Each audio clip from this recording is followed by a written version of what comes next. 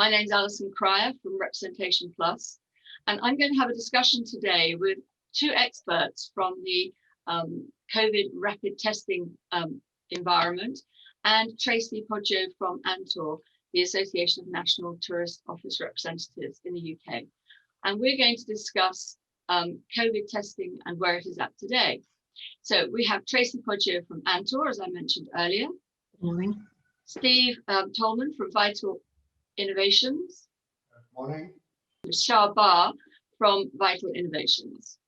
Good evening. Why do you think Asia has managed COVID better than the West, or at least that's how it appears to us over here? And what are their health protocols like? I mean, the simple answer is experience. Asia went through this with SARS and with avian flu. Both of them had a major impact on people's psyche. The economies got shut down in Southeast Asia, travel stopped, but because it didn't go beyond Southeast Asia, the people psychologically got impacted a lot more in here than the rest of the world. So wearing masks, sanitizing hands, sanitizing public places, it was a huge deal back then. And, you know, I was fortunate enough or unfortunate enough to go through it. That was the first year that I moved to Asia from Canada. But the other thing that I noticed is that people generally don't challenge authority. So when something is given, a directive is given, people follow it because they understand it is for the good of the society. It is a community-based sort of coherence that they understand. If I don't wear a mask and you don't wear a mask, then we are in trouble. There is a concept of people being not very show off, not very flashy. So that also helped. But they realize that their economies are collapsing. So the sooner they can get back to normal, the sooner the life can go back to normal. So that's part of the reason that I see that, you know, all those protocols got activated. From temperature, everywhere I go, there is temperature control. Of course, you know, 15 years ago, 16 years ago, there was no smartphones as we have now. However, everywhere we go, if I don't scan my location with my app, I'm not allowed in. So that's how they also trace. And then the app tells me, you know, I went out today, I went to that mall, I enter the mall, I scan, I enter the shop, I scan, but then they tell me you were exposed to someone potentially who had COVID. So the app is it uses AI and it works. Other than that, temperature control, if I don't take my temperature, they won't let me in. Doesn't matter where. Hand sanitizers, somebody's there making sure you're using it. So there is almost like this sense of emergency and sense of urgency that everybody follows. How about testing? Are they testing, what's their testing protocols? So as you know, the testing started with PCR, which was what the health officials know best. Then they realized they don't have enough machines, so they went and bought expensive machines to keep up with the demand. Then they realized that, oh, okay, well, there are human errors. Until the rapid test kits came in, which would take a drop of blood. But then they realized rapid test kits only pick up high viral load 14 days to 90 days. So in many cases, it would tell you have an antibody, but it wouldn't really tell you're positive, negative. And then they say, oh, if you got log M and log G, okay, yes, you are positive. Until in August, antigen tests at the same time in China and US and Germany, they started developing antigen tests based on N protein. So PCR test RNA and rapid test kits also test RNA, but antigens test N protein, which is present in your back of your throat or in your frontal nasal. Doesn't have to go deep, all the way to nasal cavities. So coming on to the different testing procedures, I mean, you've mentioned a couple of types of rapid testing procedures there yourself, and also PCR. Can you just explain? So it's quite confusing. People aren't always sure which tests need machines. People talk about lab tests and non-lab tests. People talk about LAMP tests as well. I'm never too sure what that is. So could you just maybe run us through the different types of tests that are out there, and potentially the ones that we're using in the UK, if Steve So needs to. PCR is the gold standard everywhere. Everybody's using it. It does need a machine. It needs a extraction machine because it uses magnetic beads in their anti-agents. So the sample they take from you, let's go from there. They take a sample from your nose and your throat, goes into a little, bottle with preservative. That thing takes the dead cells out of that sample. Then it goes into an extraction machine when a reagent is added and it extracts the RNA. Then it goes into an amplification machine, which is red. And then a technician has to go one by one and see the curve and say, this is positive, this is negative, this is inconclusive. Remember, PCR is not 100%. Human error, because there are steps involved. There are PCR systems that we are also representative of, that they combine all those expensive machines into one machine. You take a sample, you put it in a patented cartridge, and 80 minutes later, you get the results that are 99% accurate. So that's PCR. It needs a machine. When it comes to rapid test kit, because they don't tell me as a user or business owner or whatever, people coming to me, it doesn't tell me you're negative now. It tells me if you were negative a few weeks ago, right? And they use a similar, test kit. You prick your finger, there's a drop comes in, you put the diluent, and then after 15 minutes, you can tell if you had COVID or not, or your viral loads are so high that you still have it. And the third option, where we believe, Steve and I have been at the forefront of testing since January, basically, we believe that the antigen test, which can tell positive in 2 minutes, negative in 2 minutes and positive in 15 minutes. Why that? In the first 2 minutes, as I will demonstrate later, you can see the T line coming prominently. If that line comes in, I already know it's negative. I can wait 15 minutes and it's still negative. But when that line doesn't show up as strong right away, we wait 15 minutes, and usually there is a C line comes up, and that means you're positive, and that is accurate within 72 hours. So all countries are going towards antigen to open up the country, which is the quickest way to do. And there's no machine needed. There's no machine. And you mentioned R&A earlier. What's R&A? Oh, okay. So you have your DNA and RNA, right? So the samples, the cell samples that are taken, if I think we all know about genealogy and 23andMe, that you spit in a thing and it goes, and they have your genetic. They tell you where you're from, and next thing you know, you got some Turkish relatives that you didn't know about. So that's a similar thing, but the PCR extracts the RNA cells, and through amplification by light, they can detect if there's a presence of COVID, because it's calibrated for COVID. If it was malaria, would be malaria. If it was HIV, would be HIV. The same test can be done for a variety of tests, but we are in the middle of a pandemic, so everybody's talking about SARS-CoV-2. Okay. And you mentioned rapid testing before, which was the blood prick test. Mm-hmm. But am I right in saying antigen is a form of rapid testing as well, rapid response testing? Yes. So it is a rapid antigen testing without blood, but it's, in my opinion, that is a true rapid test because it's quick results and knowing if the person has positive within the past 72 hours, right?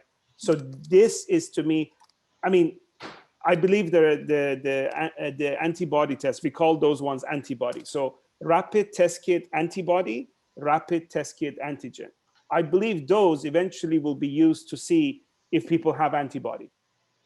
like, they have developed it. And it's not comfortable. I mean, unless you're used to getting pricked every day, like diabetes, it's not comfortable, and it's blood. I mean, who wants to handle blood, right? So with the antigen test, once you've had it and say it's positive, would you then recommend someone goes perhaps to the NHS in the UK or the equivalent to have the PCR test just to double check, or what would that be? Yes. So this is what we recommended to the government in Malaysia. At the entry point in airport, if you are taking everyone's PCR test and 90% of the people are negative, you only will know in 24 to 48 hours. So what is the person supposed to do? Quarantine. Fine. You take him to a hotel that is designated for quarantine. But what if they're exposed to other positive people within the central air conditioning system, central ventilation? So what we recommend is that if they are negative with antigen, they still can go to a quarantine, but maybe 3 days, just to open things up, right? And if they are positive, you immediately, because these things are 95% accurate with 0 false positive. Remember that. So if the line shows up, the chances are the person is positive. Verify with a PCR test, but immediately quarantine them, because you can't put them back on a flight. You can't deport them right away. So in Malaysia, they're building centers for people who arrive positive. But here's the thing. If the person is tested before departing at the airport, which will happen, I'm telling you, billions of these tests will be used in the next 2-3 years. You're tested before leaving. In the plane, if there is infection and you arrive, you're not going to pick it up. It's too early. Even PCR is not going to pick it up, right? Because average flight, even with connection, 24 hours, right? So that's where we see this to be a quick detection, a peace of mind. But if somebody's positive, they verify with PCR. But it saves a lot of time and money, because a PCR test can cost 100, 200. Singapore is charging $300 per PCR test, and business travelers are paying for it. But if you're negative, then go in, like the rest of the public. The risk eventually will be factored in as a common denominator. They're going to take a common denominator for the risk, and they're going to say, we live with it. So you mentioned 3 days. I mean, is 3 days quarantining necessary for someone that's tested negative? No, a lot of countries are going to go, like Thailand, it's saying you're negative, go. Right, because the test is there's no. Well, look, you arrived negative. Not going to make any difference in 3 days' time. Yeah, I mean, you arrived in negative. You take a flight from Bangkok to Phuket. Now in your resort, you could be exposed, right? So then when you're leaving, you have to get a test too, because they are now asking everybody, just like 9/11 changed the way we arrive early at the airport. This is also, we now have arriving early to be tested and going. Cruise ships especially. I mean, there was another outbreak in a cruise ship, and they have a testing on the cruise ship, right? So I believe that, just testing them before they go, it's the quickest way. There is no 100%. There's no way you can come out and say, but we are not looking for 100%. We are looking to get back to 90% of normal, which can allow people to live rather than 10% of normal. If you want, I can actually quickly do the demo, because I think at the later stage, we're talking about different tests. We already covered that. I will quickly do this. So the package, the single pack, will come with a sterile swab, a throat swab. It comes with a sterile aluminum pack, the test, and it comes with a little liquid bottle. This might change, but idea is the same. So the test is done really easily. You rip this out. Taking a good sample is always important. So you see this, and then you put it in the back of your throat and you twist it for 10 seconds. It's not like in and out quickly, right? How far? Just where, kind of like where your back of your mouth and where your tonsils are. I haven't got any tonsils. Mine were taken out when I was a kid. Mine were taken out at 14 too. So I just go not in the middle, not your little, the hanging tongue at the back, but just at the, not to gag yourself, but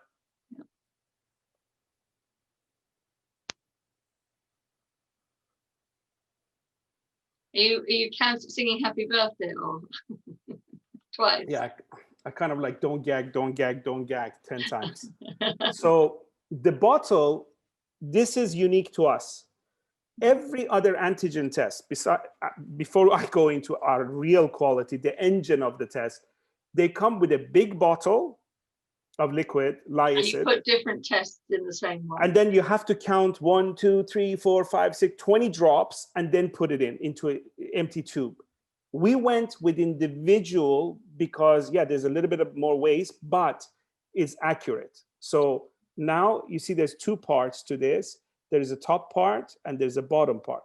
I opened the white first, right? All right, yeah. Okay.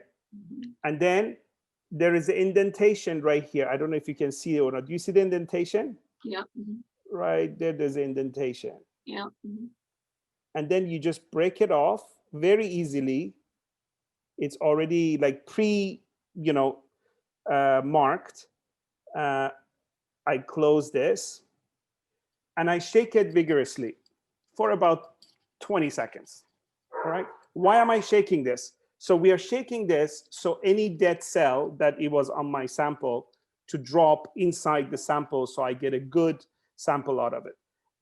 We are actually changing the design of this tube so it's a little bit longer and you can actually squeeze it.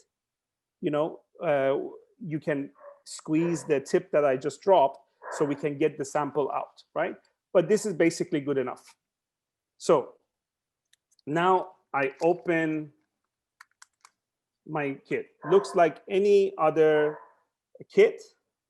However, that the inside, the colloidal gold and the M protein is there.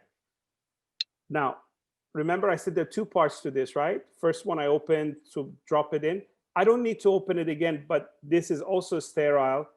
And now, this part comes off and now it's a, normal dropper, like an eyedropper. So I put 1, 2, 3 drops. Okay. So I put the 3 drops. If we actually look at our, your watch and it's 2 minutes, within 2 minutes, we will look at this. Right now, what is happening in here is that, as you see, there is moving up. Do you see the pink? Do you see the pink? Okay, so it's moving up. Now, that's where not all tests are created equal. The paper that you use, the micro pore paper that we use is Japanese or German. The paper is extremely important because that's where the colloidal gold is there. That's where the N protein sample, which it comes from CDC, Center for Disease Control, the sample of the N protein. Because our sample, our dead samples that was here, it will, travel up this specific type of paper, the colloidal gold, and then look at this. Do you see the C very prominent? Yeah. I'm negative. That's it. As I was talking to you, we haven't even reached the 2 minutes mark. I see this line, dark, very strongly, prominent, very strong. Very strong. We can wait 15 minutes. And as you're going through questions, because I looked at my time and I did that just about, we haven't even reached 1.5 minutes. We are just reaching. And this thing is going to get darker and darker. If this was not as prominent in the first 2 minutes, we wait for another 13 minutes. And if the T line comes in even faint, it means that there was enough viral load for the test to pick it up. So the T line shows a positive result. Correct. The C line, this strong, is negative. If you don't get C and T, which it is possible, but very rare, it just means invalid. Right? But you see that now we have passed the 2 minute mark. Yeah. It's very prominent. No doubt that I mean, you don't even see a faint line in T, correct? Mm-hmm. So now we leave this for 15 minutes, because after 15 minutes, the test is invalid. Yeah. Right? So we can go to the next question. And then when we reach the sort of like a 10-minute mark, I'm just going to open this and show you, yes, this looks like a simple test, but just like anything else, it's the engine. Okay. Right? So it's just because you're buying a Honda, I mean, you're buying a Lamborghini with a Honda engine, it doesn't mean it's a Lamborghini. That's the best analogy I can think of. So with this test, would you recommend people do it themselves, or would you recommend, so for instance, if you're looking at schools, would you recommend that the teachers do it for the children? I mean, what's the recommended administration? I mean, the schools, definitely, you just get the school nurse to do it. That's the easiest thing. But what I just did, teachers can do it too, right? Yeah, for the children. And how? For the children. And remember, we have another test. If you have a kid, the poor kid is sniffling and coughing, and everybody's like, oh my God, you know, he's got COVID. We have a dual test that at the same time, with the same sample, I can test for influenza A and B, 100% accurate, because apparently that's been around for a long time. And then the same sample in COVID. So it says COVID negative, but influenza type A or B positive. So that poor kid got cold. So you don't have to treat him like, you know, a diseased person. So Steve, the NHS and other government bodies have been hesitant to introduce rapid testing, but now they're billing it as a key component in managing the infection rates. Why is that? How can it help? And how do people decide which tests to use, and etc.? The problem that we've had in the UK so far is that the government started off with PCRs, like everybody did, but the biggest problem with the PCR is the delay, the resources, the laboratories, the people, the testing stations, etc., etc. So people were having tests, as we all heard on the news, and people complaining that I had my test and I got 4 days, I haven't heard anything yet. Well, the problem with that is that someone has the test on the day. 4 days later, they may get a positive. And in the meantime, they've spread that disease to dozens of other people, right? Or they could even have caught it after they'd had the test, or I guess. Caught it the test. PCR is expensive because of all that, right? You have to keep the tests, not our test, but most of the PCR tests have to be delivered and transported in cold chain.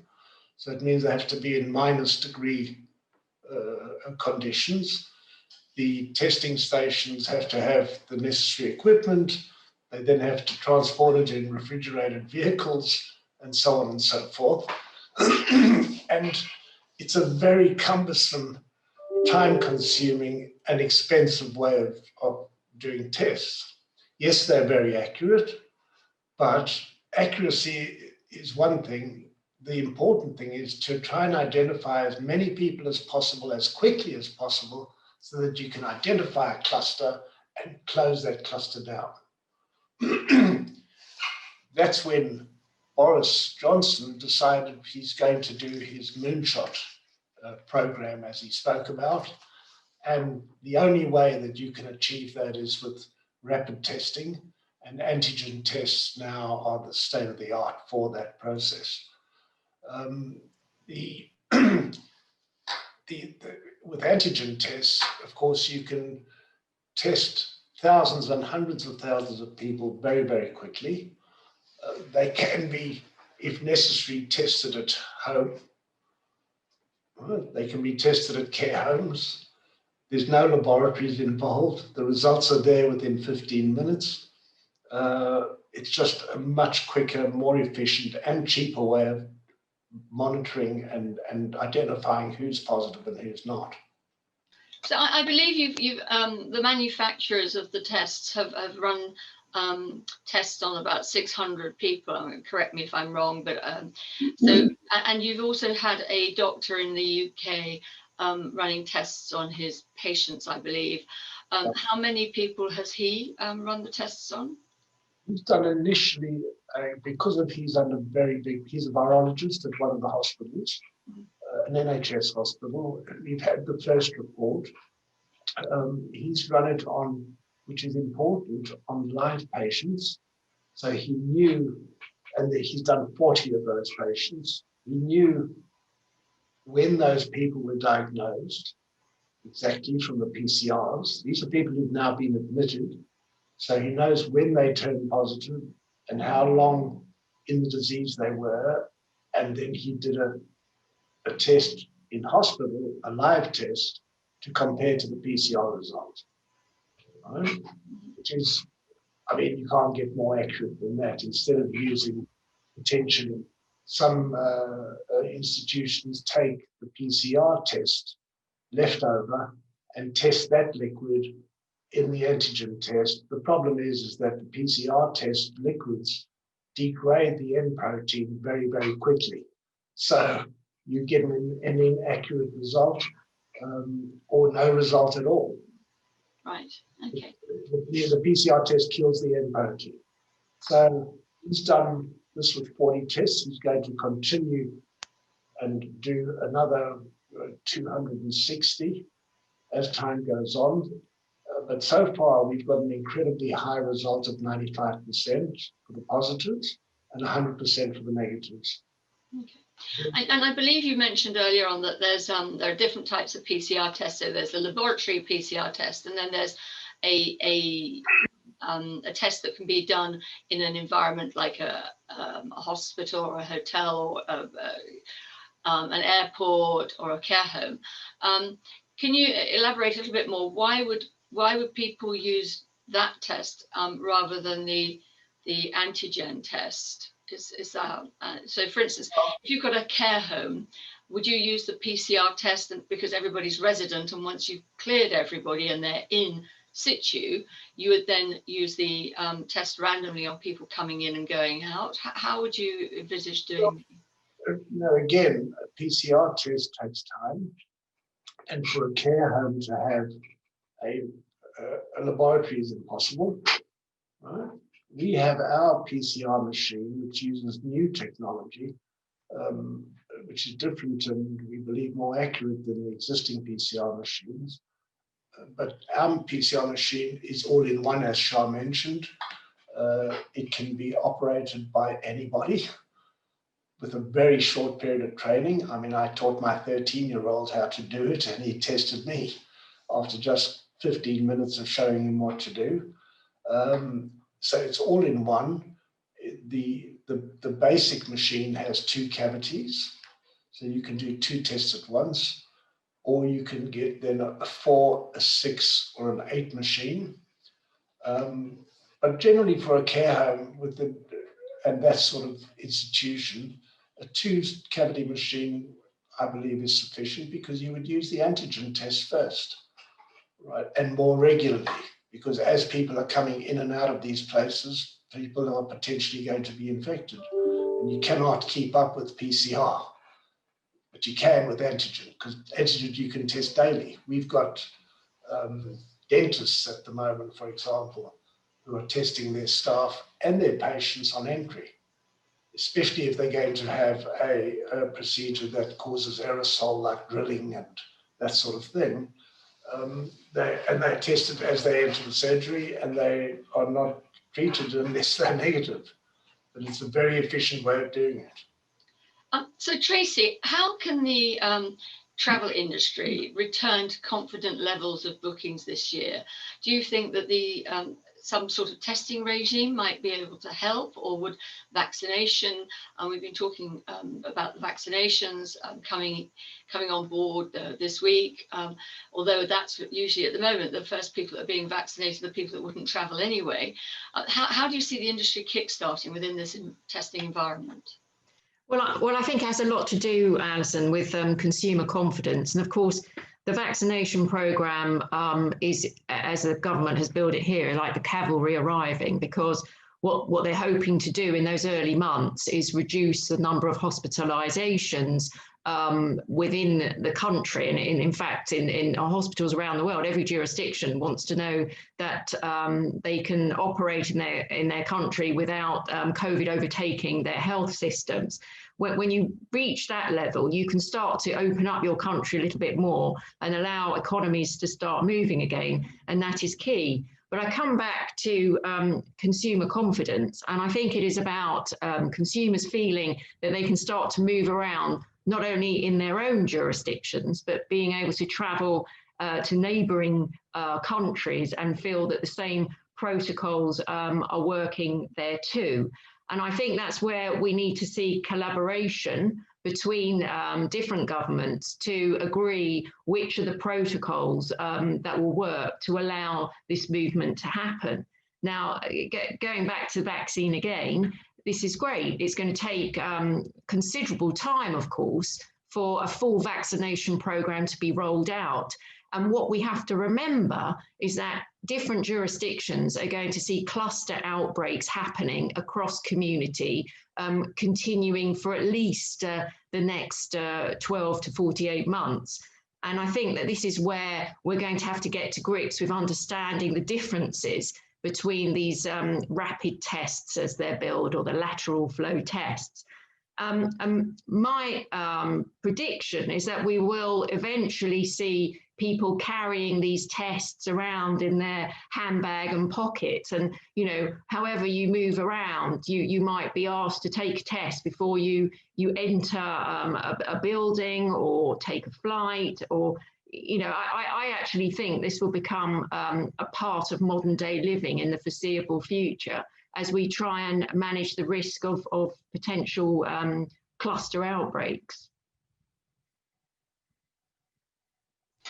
Yes, I can understand that, and perhaps it'll be a situation where everyone has to arrive at the airport with their certificate saying that they've had a test in the last 24 hours.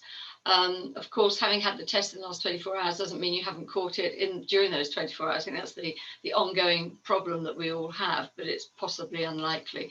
Do you, Steve or Shah, do you have anything else you want to add to the conversation? I know you wanted to destroy your little packet there and show us what was inside it. So it's about 15 minutes exactly. It's amazing, actually. Timing worked out really well. As you see, I'm still negative. The color of pink is gone because all the liquid, it's very dark. So now, I mean, this is a very, very simple test, but that's where that paper that you see that looks like nothing, that is actually quite a bit of technology in there. So I will just separate that. And that's where not all tests are created the same. The quality of these papers, the colloidal gold and how it's put on, and then the N protein samples that this sample has to go through, and then if there is no reaction, then it becomes negative. If there was a reaction, it carried, and there will be another line coming up in here, is that this is actually the biggest cost of the test, because this is just a holder, as you can see, you know, and this was just a bottle with lyocid and then the swab. So that's where companies in China, in Europe or whatever, that's where if they start cutting corners and buy the cheaper material, that's when the failure rate goes up. So with us, we are already in China at 35 million tests, because the test that we represent has been chosen specifically by China FDA. Remember, in China, you can make tests and you can export it, but it doesn't mean it's approved in China. So if something is not approved for the Chinese use, but it's got CE, it doesn't mean anything to me, because the Chinese actually are more strict than anybody else, because they were at this for longer. So we have about 30 companies right now that produce antibody and antigen tests, and none have China FDA. So there's only a handful, about 5 that actually passed. And out of those, not all of them always have the supply, access to supply, again, to the raw material the way our supplier does. and they might be able to, like the best, one of the best that they claim to be, they can only produce 200,000 a day. We can produce between 2 to 3 million a day. That's the difference. So this is it. This is the, I just want to take the mystery out of it. This paper that, as you see now on the side, and the Kaleido Gold technology is actually right there. That's where, I just took it off. That's where it happens. And it's very, very sensitive on how it reacts. But, you know, this is no different than the test they use in Africa for malaria. Many of them didn't work, but then the good ones came out and they're very accurate. So just to show you, I just put it back together again for you to just see the line, where the line, how that paper passed through. And so you can actually see where it went through. So it's still the same, right? Yeah. So just to clarify, if you've had COVID and you don't realize it, that is not going to, it's only if you've got it now, is that correct? It's not an antibody test, it is a test for people who actually have the illness. We just want to know if, are you positive now? Because if you're positive now, you're spreading it. Yeah, yeah. Okay. Right. You could be asymptomatic, there's no symptoms. Actually in here, I'm testing a lot of people that have 0 symptoms, because in the meetings, just as an icebreaker, I say, well, let's just do a test, everybody. You know what I mean? And they're like, really, for free? I like it for free. And I do the test. And if someone comes up with the T-line, which so far hasn't happened, but if they do, I have to come home and immediately do a PCR test, because I have a machine at home as well to do the one that now everybody can test, kind of a machine. I have it at home and I do the verification test at home. But I mean, we are kind of part of this industry now, so we kind of have access to those things. But to me, this is going to open economies, and perhaps it will evolve in a year's time. I hear there will be a breathalyzer, a machine. You just put a disposable straws, one blow, 90 seconds later tells you positive or negative. But it's going to be part of our life. I don't see this as, because the virus will mutate. You know what I mean? So we're going to go through these cycles that we have to watch. There will be spikes. We don't even know how it's going to react to mass population, mass vaccination. Is it going to become stronger? When we got the antibiotics 70 years ago, we thought, wow, it's going to cure everything. Now we have superbugs because people used antibiotics.